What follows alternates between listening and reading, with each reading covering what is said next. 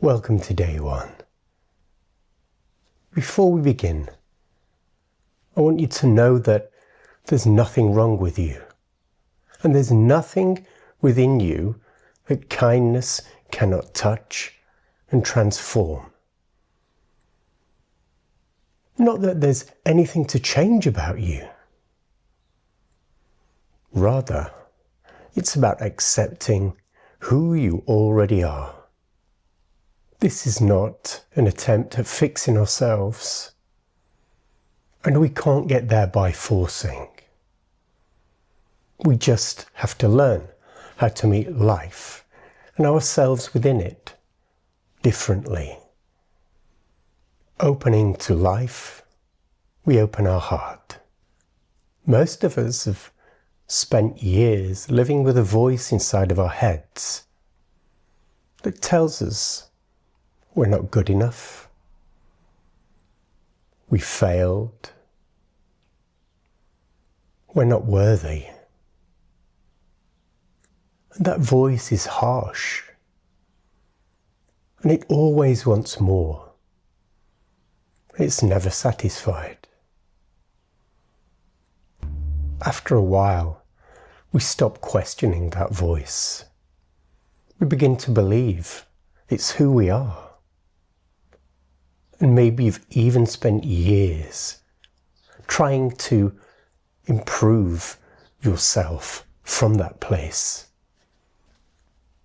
But here is something important to understand. The brain is wired for this. Wired to look out for danger, what's wrong, being rejected by our tribe.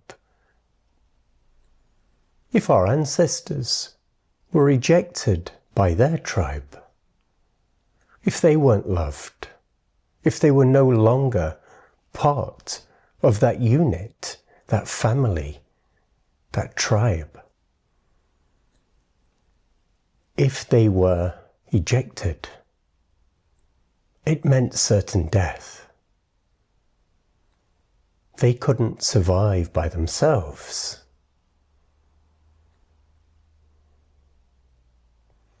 And we have that same brain. That's why we fear judgments. That's why the brain instantly goes into self-preservation mode. But that self-preservation, instead of being our friend and looking out for us, it's like an overprotective parent. It crushes us. It tells us we're not strong enough. We're going to get hurt. It helped to keep our ancestors alive. But today, it just puts us in a state of fear and anxiety. It's self-critical, and it's never at ease. So this difficult relationship we have with ourselves, it's normal. It doesn't mean there's anything wrong with you. There's no personal failure in that. It's just a pattern. And we can recognize this pattern and work with it. And bring the brain on side to be our greatest ally. And befriending ourselves in this way is exactly why the Buddha taught loving kindness to his monks over 2,500 years ago. The monks were afraid. And this was taught as an antidote to fear. So we very much need it today, more than we did 2,500 years ago. Not because the world's a more dangerous place. It isn't. Because we should feel at ease with all our comforts and the way the world is. Relative safety, and yet we're more anxious than ever. Loving kindness isn't forcing yourself to feel anything. It's meeting whatever's there. It's opening up the heart to see what's present. It's not pretending that everything's okay, or that it's easy to love others, the difficult people in our lives. So in this practice, we meet ourselves with warmth instead of judgment. We soften. We lower the bar. We take the pressure off ourselves. And then something begins to shift. The body softens. The mind softens. And life itself softens towards us in response to this. As we drop our armor, the body, the nervous system, the mind begins to feel safety at last.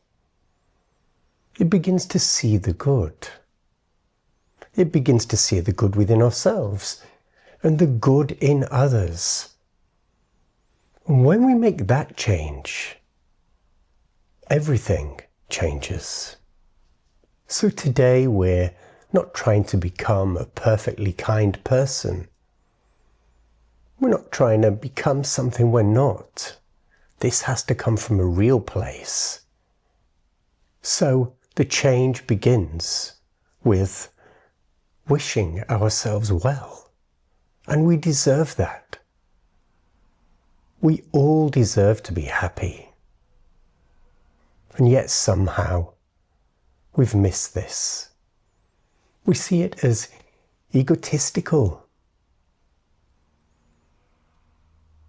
as vain.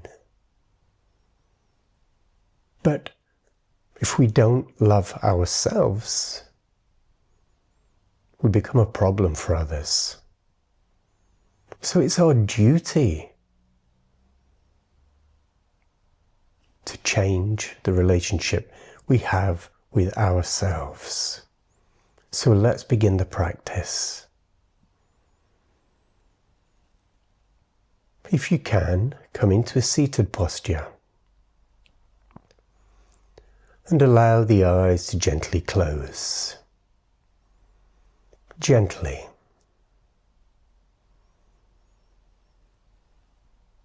Relax.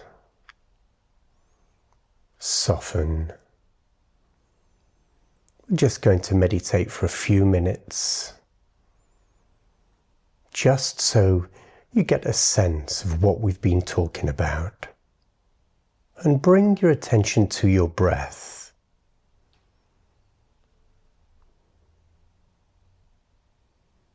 Don't try to change it. Accept it, however it shows up.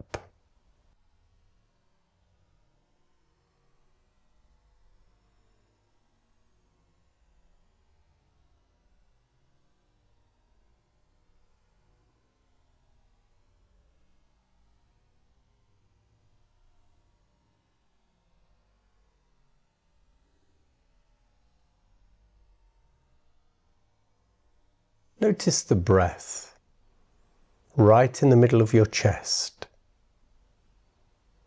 We call this the heart center. And it's not where the anatomical heart is. It's a little further over, right in the center of the chest.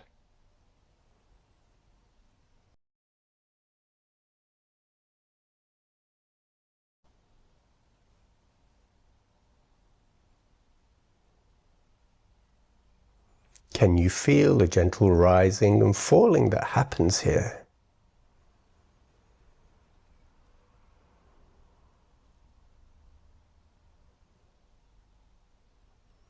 Relaxing further.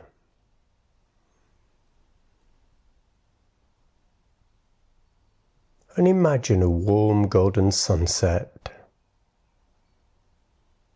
off in the horizon.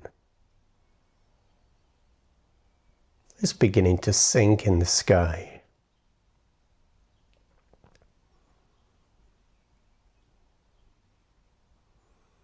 A beautiful warm glow. It's shared, its warmth and its light equally. It's not decided that anyone's unworthy.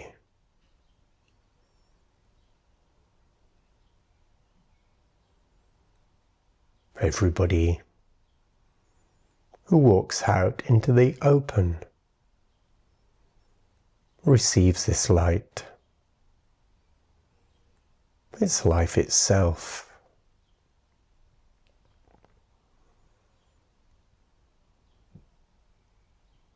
Can you get the sense of gratitude for the sun?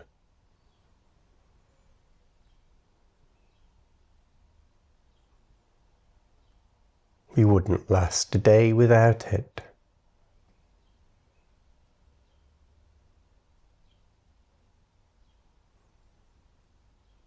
And breathe in. Breathe in those golden rays into your heart. Right into the heart center. Warming it up. Healing. Bringing light inside.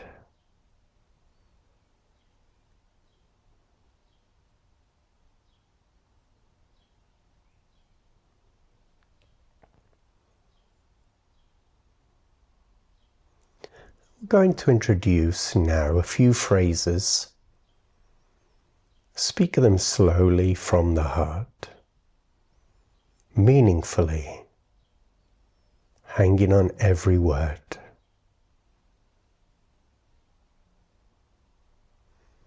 May I be happy.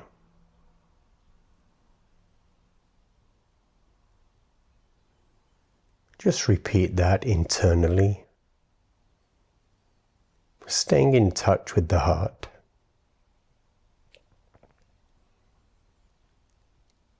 May I be happy.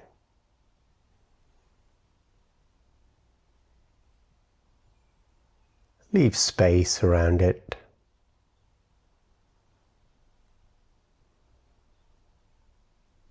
Don't rush. Just a gentle introduction of wishing yourself well. And the next phrase, may I be well.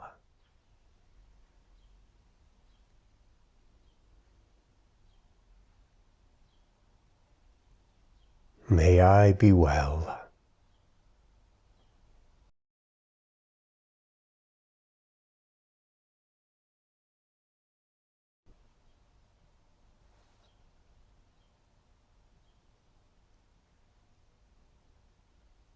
And the next one, may I be safe and protected.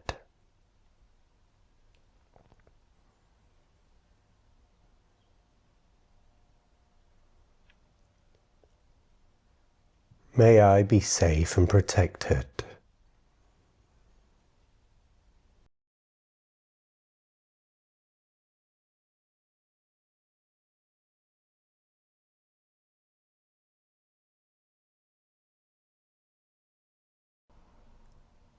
And finally, may I be free.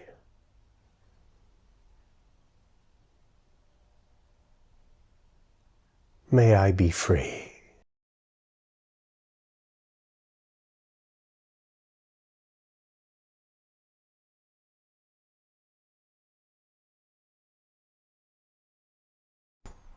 And let the phrases now recede into the background.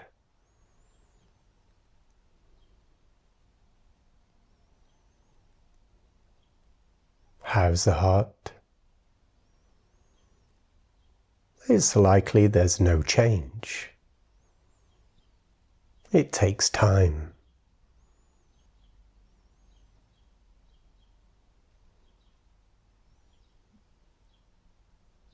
Just keep checking in to see how you feel. How's the voice in the head?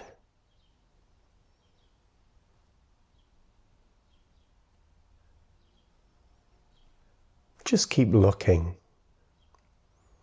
dropping in those phrases, even as you go about your day.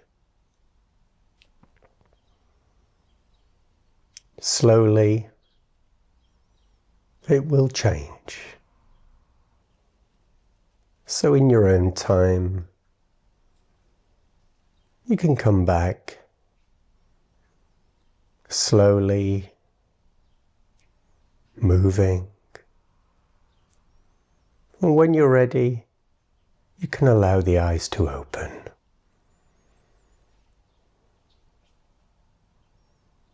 This is a very subtle practice. We're chipping away at the cage we've built around the heart. And it takes time, but slowly but surely it does make a very powerful impact. You may not feel anything, but trust that you are planting seeds that will bloom. That is inevitable. As you move through your day, notice the tone of the inner voice. Notice the feeling inside the heart. Just keep coming back. Maybe you'll hear judgment. If so, drop in the phrase, "May I be happy. May I be well." Just keep chipping away. Don't judge this voice.